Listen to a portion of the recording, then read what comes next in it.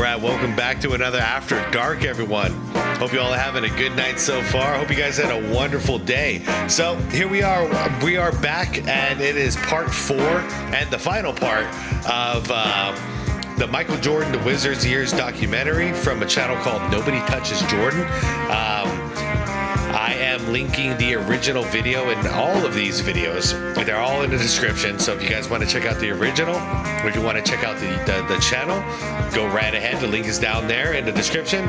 You also see a list of channel members. Shout out to you guys. I really appreciate you. I've been enjoying this series so far. Hopefully you have too. Not much. There's 3 videos prior to this, so I'm not gonna do a recap here. You gotta watch those, or you gotta watch the video, or whatever to recap at this point. But basically, they started out terrible, obviously, and now they're actually hitting some hella momentum. You know, Jordan playing defense, locking down the best player every night, and now everyone else is stepping in line. Everything is looking pretty good at this point. And guys, without further ado, let's wrap this up, okay? So like the video, I'd appreciate it. Shout out to members, everyone. Let's do this in style. So halfway through the season,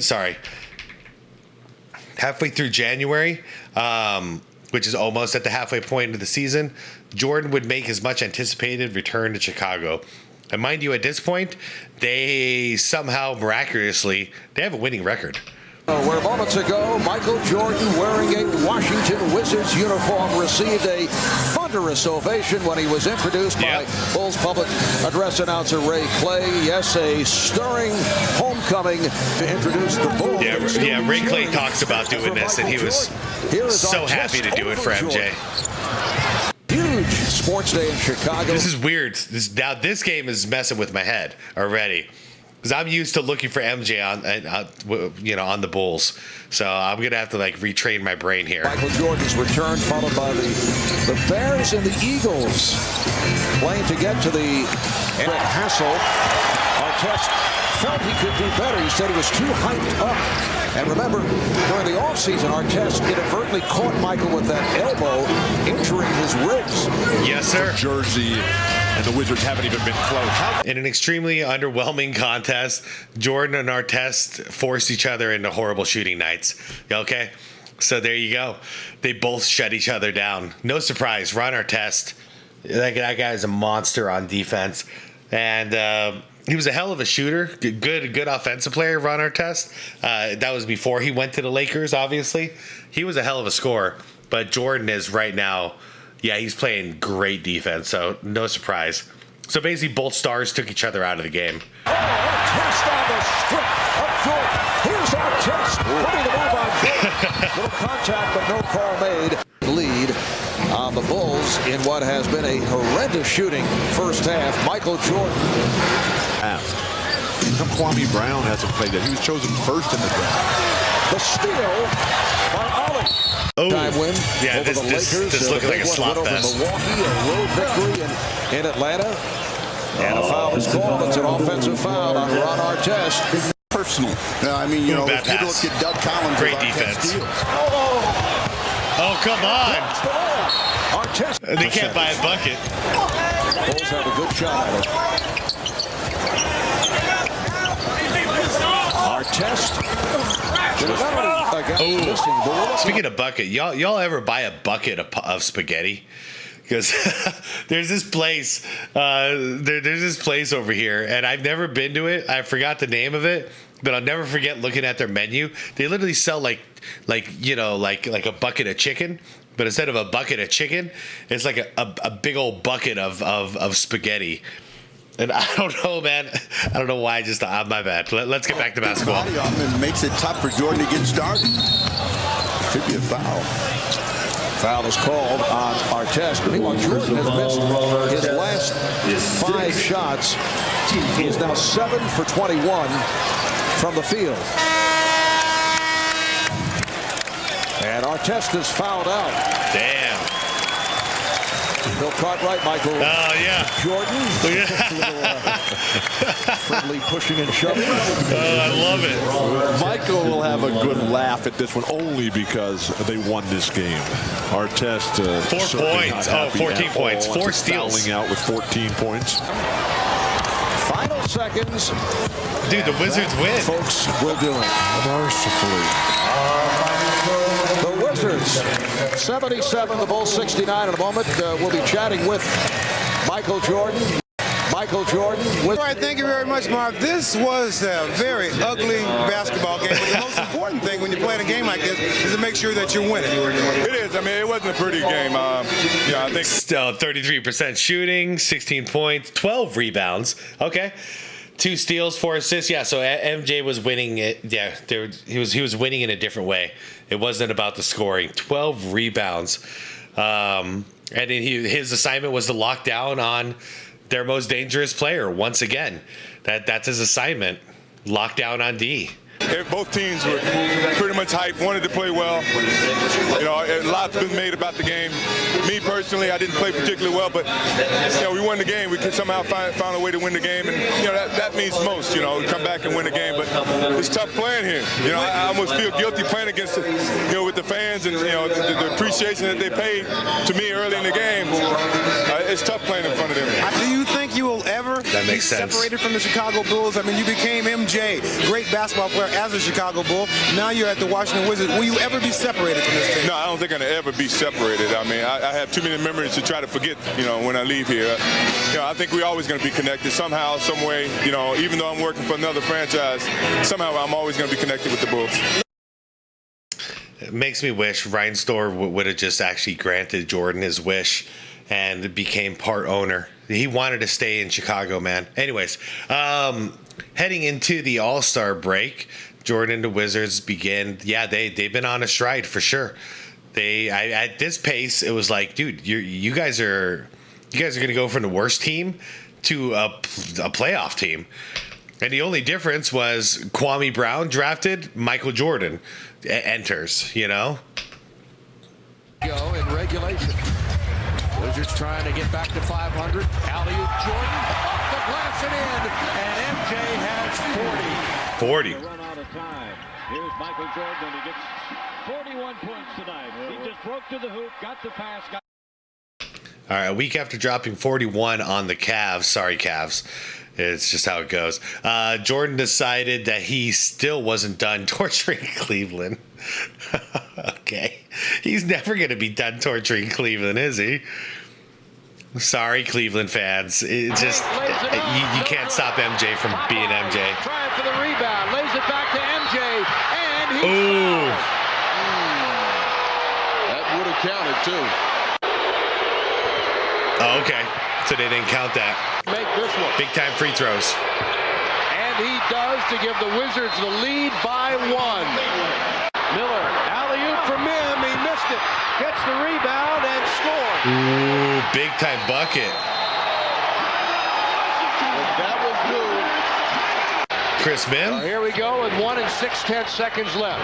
Wizards need the bucket for the win. Oh, yeah. The jumper. It's. That's it. I want a poster of this. Yeah.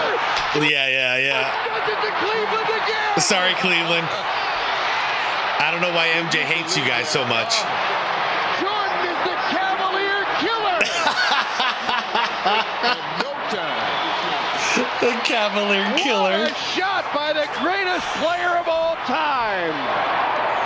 Just enough time to bounce that ball, set his feet underneath Yep, it, and buzzer. bury, as you call it, the daggers.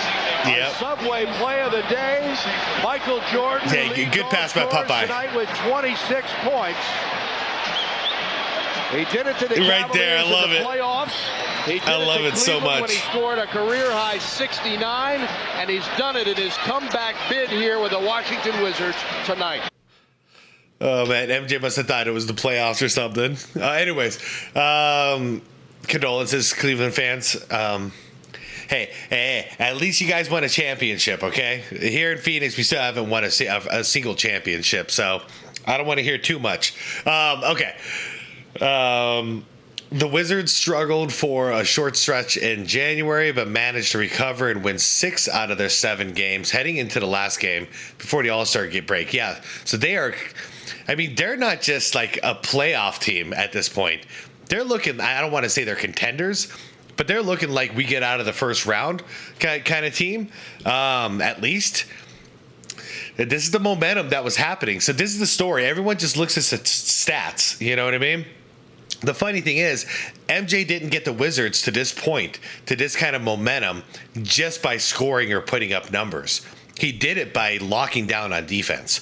You know what I mean? The rest of the numbers follow, but the wins are what matters here because they're trying to make a playoff push.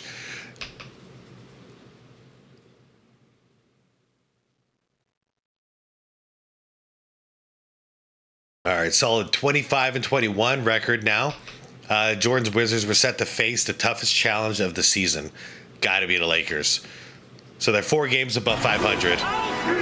Oh, Sacramento. Yeah. My bad. Shout out to my buddy Kings in the comments if you're out there. Yeah, you guys. I love the Sacramento team.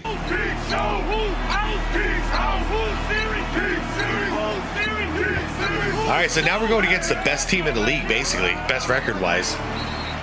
This is the first of 2 meetings between the Wizards and the Kings. They'll play again a week from tonight in Sacramento. Kings lead the all-time series 90-73. They've won the last 6 times they've played. Last year, they won makes sense.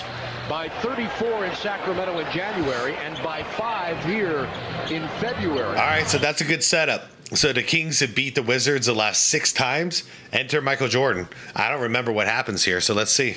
The last Washington victory against the Kings, December 4th, 1997 at MCI Center, when Chris Webber played on the Wizards team.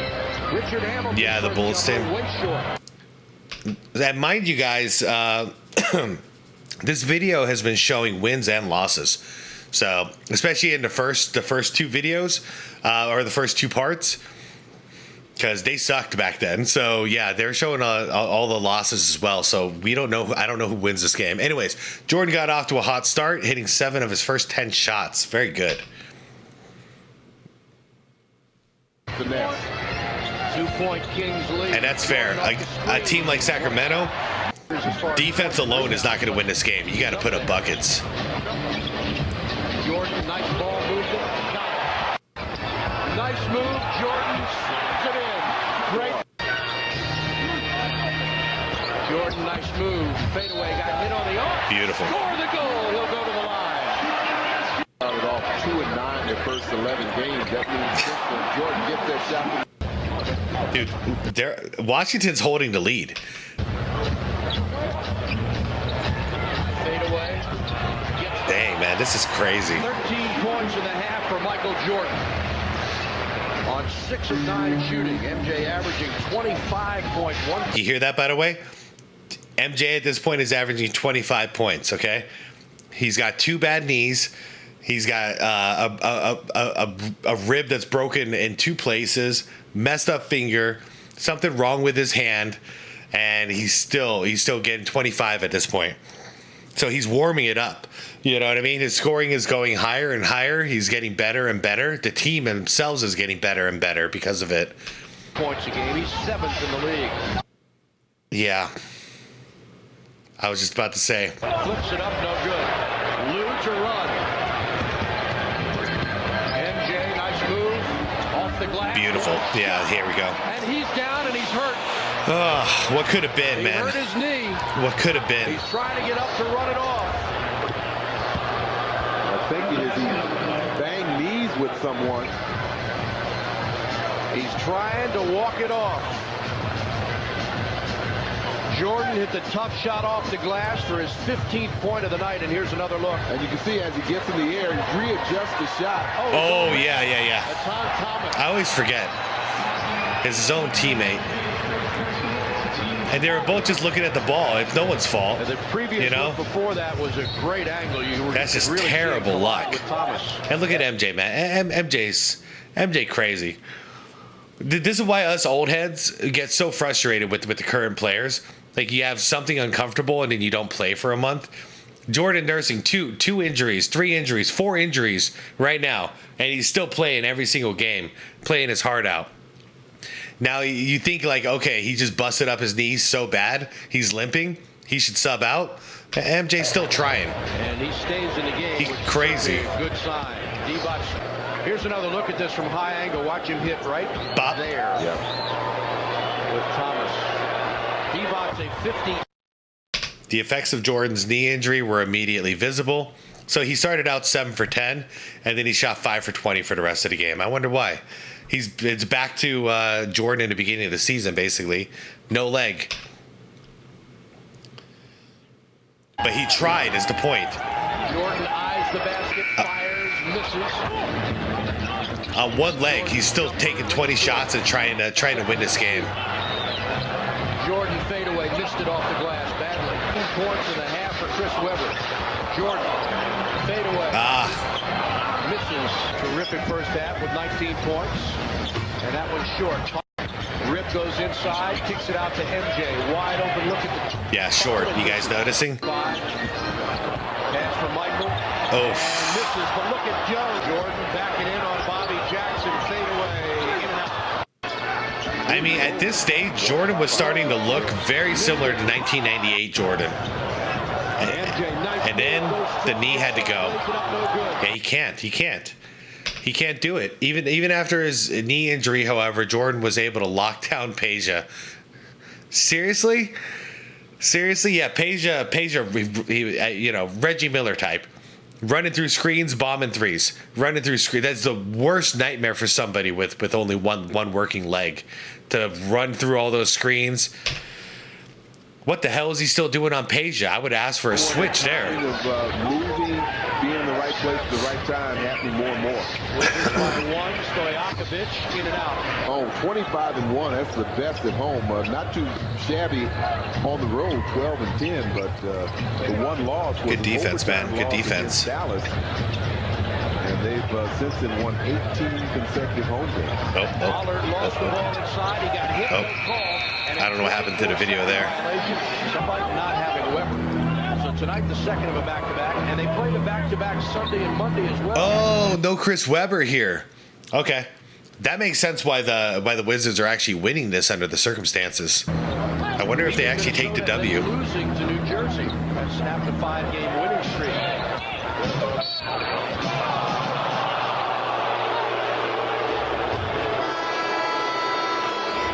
Jordan not happy about Phil Robinson's call. Yeah, he's not even thinking about his leg right now. He's just thinking, I still want to win this game. I'll deal with the leg later.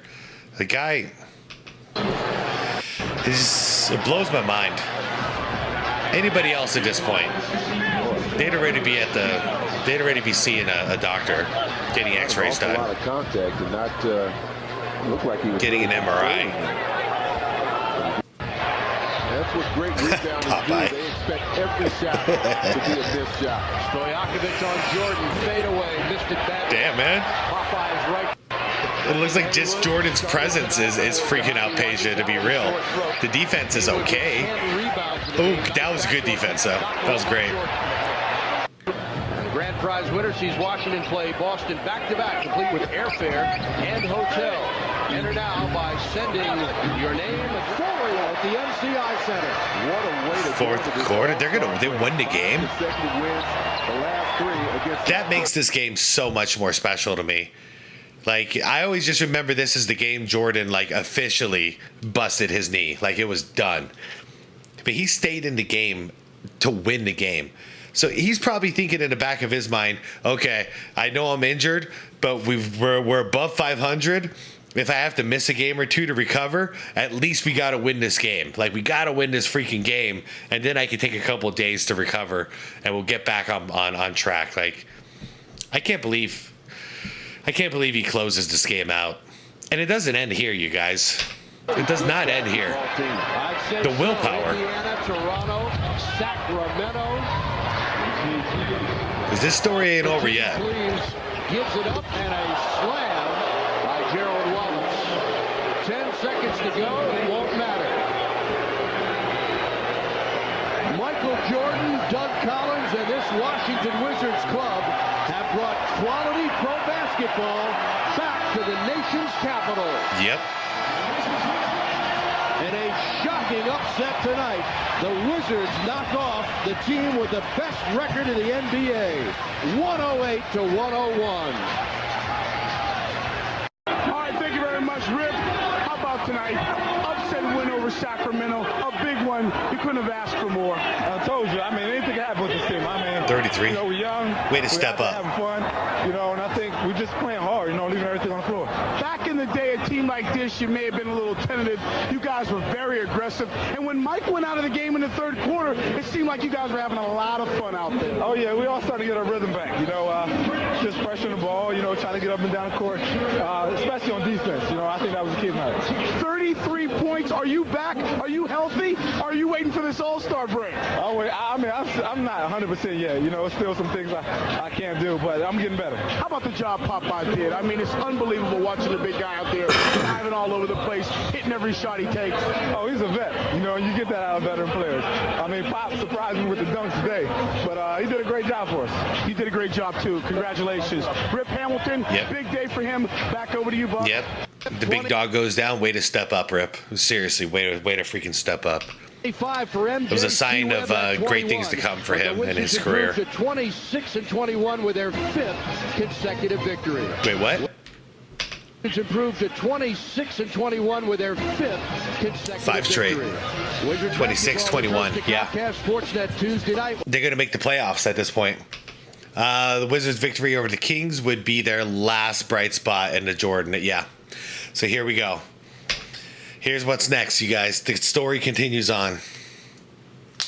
All right, after going 26-21 before the All-Star break, the Wizards lost 9 of their next 10 games following Jordan's knee injury. You see, yeah. This is the context that everybody misses.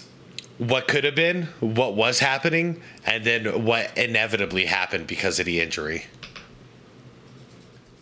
Doug Collins was saying this before the game, and we got. All right, the first of which was the first ever meeting between Kobe and Jordan as a Wizard. Yeah, at this point, it's a sick dog versus a dog in its prime. Some more word on that from Craig Sager before the tip-off, but Kobe Bryant and Michael Jordan are probably a lot closer than a lot of people give credit for. I mean, they may be on different parts of the continent, but their friendship has grown over.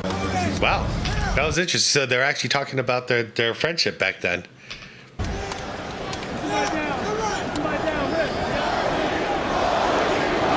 Yeah, so the fact is, Jordan needs surgery immediately. Like, immediately after that injury, he should have gotten surgery, but he is so desperate to get this team to the playoffs. He's willing to play through the pain and then get surgery after the season. At least that's what he's trying to do.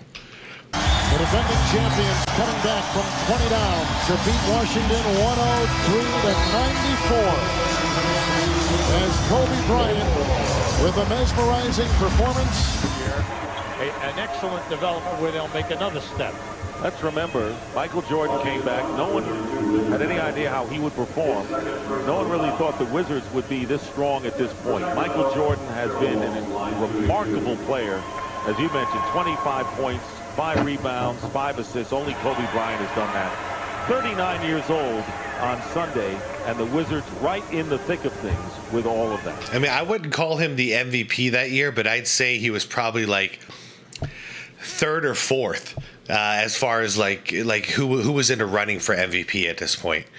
I know it sounds wild, but you know, he was really getting there. He was really at that point. Well, the sellouts around the league. Every game that they have played this year at home and on the road, a sellout. The people clamored to watch him play. Television ratings on all of the games, up. Yeah. Attendance, every place, up. Yep. He has been a godsend to the league, and he has responded by playing outstanding basketball for a guy 39. Yep. Hit the nail right on the head. QB gets it, man. It was good for the NBA for him to come back. Run into another buzzsaw. It was the second half against the Lakers. It was most of this game against the Kings. And the Sacramento Kings have won their 20th straight at home. Dang. They are now 27-1 here at Arco Arena. 6 seconds.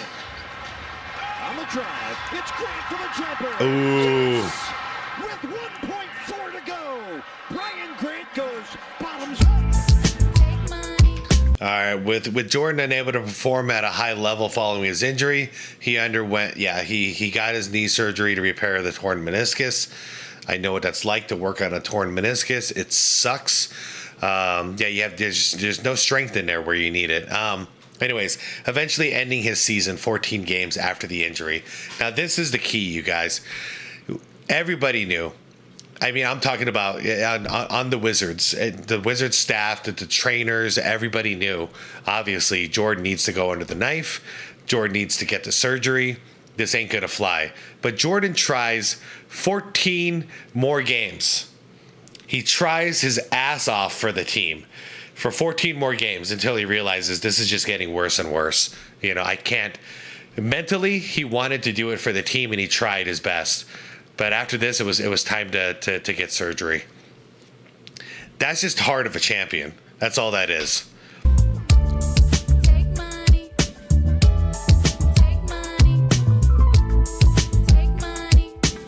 All right, let's take a deeper look into Jordan's performance with 2002 Wizards and the effect he had on his team. All right, Jordan led the 19-win Wizards to a 26-20 record in the 46 games he played pre-injury. A 46-47 win pace. Jordan missed one game, bringing the pre-injury record to 26-21 overall.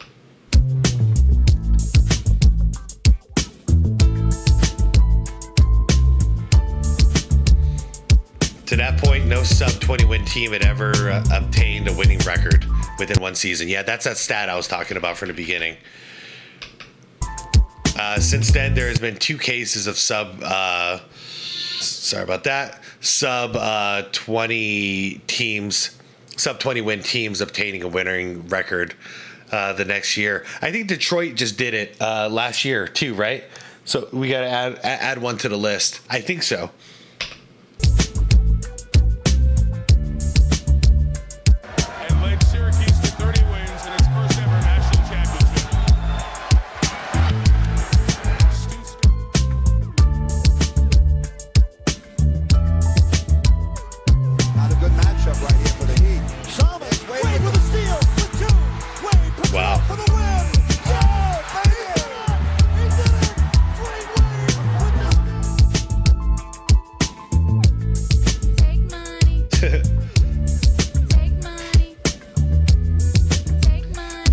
Whereas the Nuggets and the Heat benefited from the acquisition return of two starters apiece, Jordan was the only roster addition to the Wizards, the only major.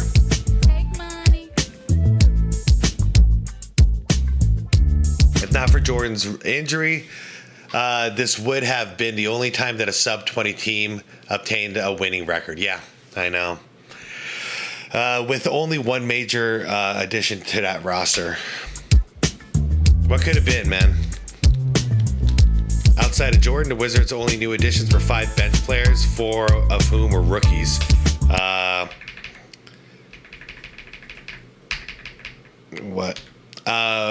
Rookies playing limited minutes. Ty Lue, Brendan Hayward, okay. Wow, yeah, I forget. Rookie Hayward. Rookie Kwame, rookie Thomas, and rookie Bobby Simmons. Showing their minutes per, yeah. So yeah, all bench players.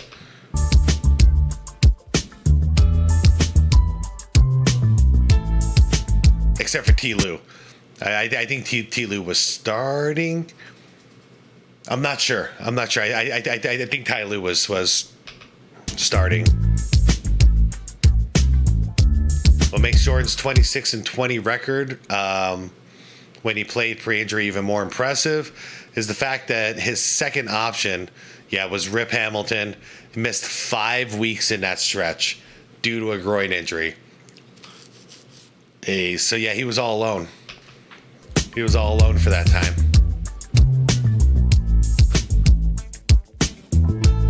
Within 3 weeks, although they're missing one of their key components, Richard Hamilton, who's I've been playing very well out with that pulled groin. The injury was suffered last night late in the first quarter in the game in Orlando. That's a long time to be out for a groin muscle, it seems. Must have been really bad. Coming up with that pulled groin. Washington. All right, the Wizards are 15-1 in the last 16 games that Jordan and Hamilton played together. Wow. Wow. So much like Bulls Jordan, you just give him one dude, one guy, put one guy in his team that can actually help. And look at the record, 15-1. Damn, they hit a stride. All right, Jordan and Hamilton played a full, relatively healthy season together. The Wizards very well could have gotten the #1 seed in the East. Yeah, it's true. I'm actually a little pissed off at Jordan for trading Rip Hamilton for Jerry Stackhouse the next season. I'm not going to lie. It's like the only thing that pisses me off about all this.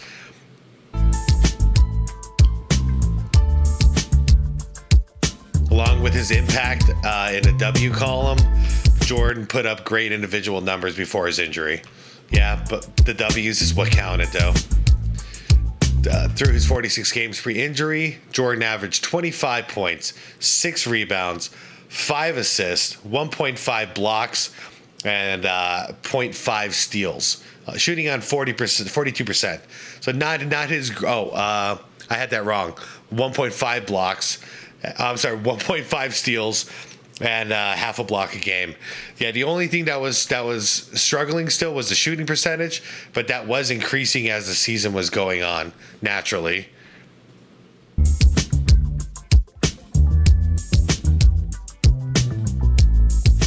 Radiant, you know, he leads the league in scoring. And what's crazy is like Jordan at his lowest field goal percentage, which we're watching here. That's basically Allen Iverson's average. So I'm just comparing him to his own standards. And his own standards are 50% and above. That's a Jordan standard. So him shooting down there in the 40s, that's the worst we've ever seen him do. But yeah, the worst we've ever seen him do is still the same percentage as Allen Iverson's career, essentially. Right up there in assists and rebounding. And that's not a jab at AI. 23 years old. It's a scary thought, isn't it? Wait, can I see that again? T-Mac was the only player to average 25, 6, and 5 at the end of the...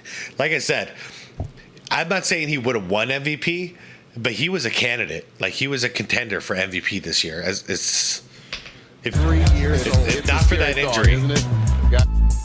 After his knee injury, Jordan's numbers plummeted along with the Wizards' record. Yeah.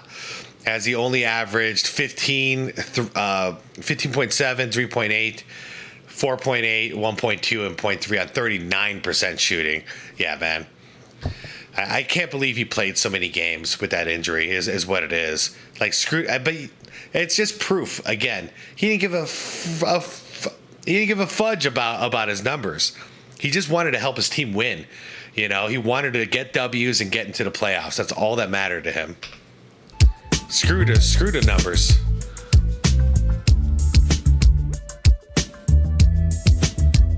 It is worth noting that before his injury, Jordan's numbers continued to improve. Yes. He was hitting his stride. We don't know where his peak would have been. In his last 20 games up to the injury, MJ averaged 27.5. 27.5.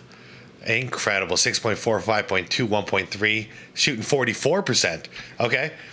All right. So we're getting up there, man. If you could have got that up to 50% and got this up to 30, then we're at 98 Jordan all over again. That's the crazy thing about this. In a half a season, he was already hitting that stride in a half of his first season back. All right. His last 10 games up to the injury. Oh, interesting. Wow. He basically did it at the end. The last 10 games, 30 points a game, 6.6, 6.1, 1.2, and 0.3, 47% shooting. So tell me after one more month, he wasn't going to go up by 0.3 and go up by 3%. He was doing it, man. He was doing it. That damn knee.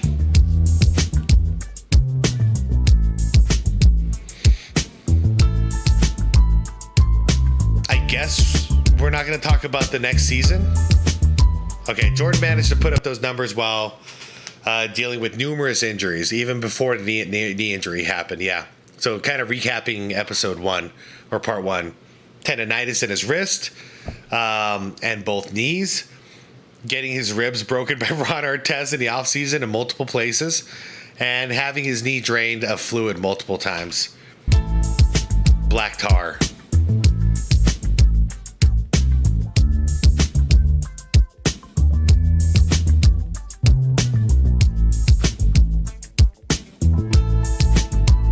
Not only did Jordan put up good offensive numbers, but he dominated defensively as well.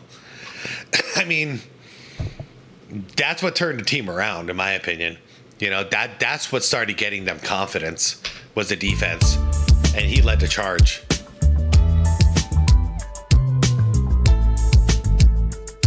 All right, as we saw earlier, Jordan shut down multiple 20-plus PPG scores. Paul Pierce, Vince Carter, Peja, yes sir, Latrell Sprewell. Okay, yeah, you read my mind. So Latrell was averaging 19.4, so basically right there. He was averaging 20 PPG at the time of both games. So yeah, at the point they faced each other off, throw him on the list too. Yeah, and he shut them down hard. Okay, Paul Pierce, I mean, that was a good matchup. He destroyed Vince Carter in the second half. I believe he went scoreless, and so did Latrell Sprewell. Like, he destroyed these guys on defense. Like, it reminded me of what Pippen and Jordan did to Kukoc in '92 in the Olympics, like really making a statement. But Jordan did this one on his own. Okay. The impact that Jordan had on his team defense, however, was even more impressive than his one-on-one defense. Let's see the improvement. I bet. Because you lead by example like that, and everybody steps up. Defense wins championships. All right, worst in the league. Second worst in the league in defense before Jordan arrives. Pre-injury, with Jordan missing only one game, the Wizards allowed 92 points a game, which would be the 6th best in the NBA. 6th best. So from the 2nd worst to the 6th best. What changed? Michael Jordan's on the team. So all you guys always bashing the Jordan Wizards years, man. I know it didn't turn out the way we all wanted it to, and the way Jordan wanted it to. But look what he was doing. All right, in the 46 games that Jordan played pre-injury, the Wizards allowed 92 points PPG, which would be tied for the 5th best in the league. That's sick. Honestly, after Jordan's injury in the remaining 35 games, the Wizards allowed 97 PPG, which would be ranked 19th in the league after Jordan. So you went from 5th or 6th, whatever you want to call it, to 19th immediately just because of one guy. I mean, does that mean he could have been Defensive Player of the Year? I'm not even kidding you guys. Like, because we're talking about what defensive impact you make on your team. With you, you're the 5th or 6th best team in the league on defense. Without you, you're the 19th. And then the year prior, you were the 2nd worst. I don't know, man. He might have been a candidate, at least. Like Jordan's offensive numbers, his defensive impact was also improving as the season went on, of course. The Wizards started the season off slow with a 2-9 start. They allowed 98.5 points per game in the stretch, on pace for the 5th worst in the league. Yeah, so the first 11 games, the defensive identity wasn't there yet. And to be fair, I think Jordan was a little more focused on offense those first couple of games, you know, trying to see if he can still do it. Then he switched gears and started locking players down. And that had a really huge ripple effect. All right, and Jordan's last 35 games that he played pre-injury, following the 2-9 start, the Wizards allowed 90 points a game, on pace for the 3rd best in the league. Guys, this is what it is. This is what it is. Just facts. What an impact one person can make. As mentioned earlier, the Wizards were 15-1 in the last 16 games that Jordan and Rip played together before the injury happened. Yeah. They could have been a better duo than him and Pippen. I don't know. The Wizards allowed 86.3 points per game in that 15-1 stretch. Wow. Okay. So Rip was having a positive impact on defense as well. Of course. If you've seen him in his prime with the Pistons, this is no surprise. I wonder if he picked some of this up from playing with MJ too. You know, that what strong defense can how it can actually impact the team. And he ended up being on a team that won an NBA championship against the Los Angeles Lakers with Shaq, Kobe, and Phil, just on defense basically alone. Anyways, easily on pace for the best in the league. The 2002 Heat were number 1 in the league at 88.7. Wow. They could have had the best defense in the league. Going from the previous season without Jordan, the second worst.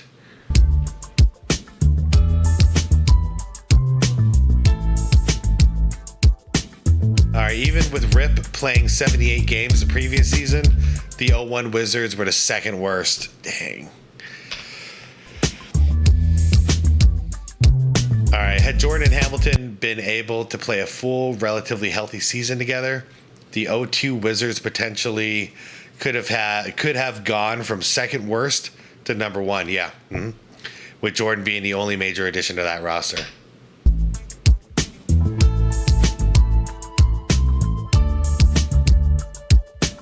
Guys, why did he trade Rip for Stackhouse? I mean, the only thing I can think is Jordan knew he was going to come off the bench for a little while, and they needed more scoring in that starting lineup. So, like, Stackhouse replaces Jordan. But that's the only thing I can come up with. I really don't understand. No offense to Stackhouse, great player. But I don't know, man. Maybe it's just... maybe it's recency bias for me because I got to see what Rip became. But at the time, maybe, I don't know. Maybe I would have made the same decision. I don't know. What do you guys think? All right, so as we've seen, Jordan dominated the 01-02 season before his knee injury in all aspects of the game outside of efficiency. Agreed. His efficiency was going up, though. It was at 47%. And I mean, think about it. Like, those are numbers that, like, I don't remember Allen Iverson hitting even in his prime, 47%. Correct me if I'm wrong. And I might be wrong, so definitely do it. And his subpar efficiency was due to the numerous injuries. Yep, he had no legs. 3 years off. 2 bad knees. Even so, Jordan's low efficiency didn't stop him from winning games in the first place. As he was and it was improving prior to his injury. Agreed. It certainly has not lapsed if you watch some of the things he's done early this year. And then so he started 15 games 02-03. Wait, would start the first 15 games. Okay. Off the bench. I understand. Yep. And that's the only reason I can think. Get Stackhouse. So we can put up some points while I'm recovering. Jordan would achieve a few more personal records, becoming the oldest player to have 40 points in a game. Oh, by the way, that year where he spent the first 15 games off the bench, you know, coming off of his surgery, he played all 82 games, y'all. All 82. No time in going for the bucket. 43 points for Michael Jordan. The Wizards lead by and the oldest player to average 20. Did a good job of protecting the ball. Knew the defense was going to collapse on him. Watch again. He gets down low. I mean, if he would have got to play another healthy year, actually, if he would have been able to finish that season off, he would have been the oldest player to average 30. Unfortunately, however, Jordan's knee injury had taken its toll, and Jordan was unable to regain the pre-injury form he had in the 01-02 season, of course. There's the end of a legendary career.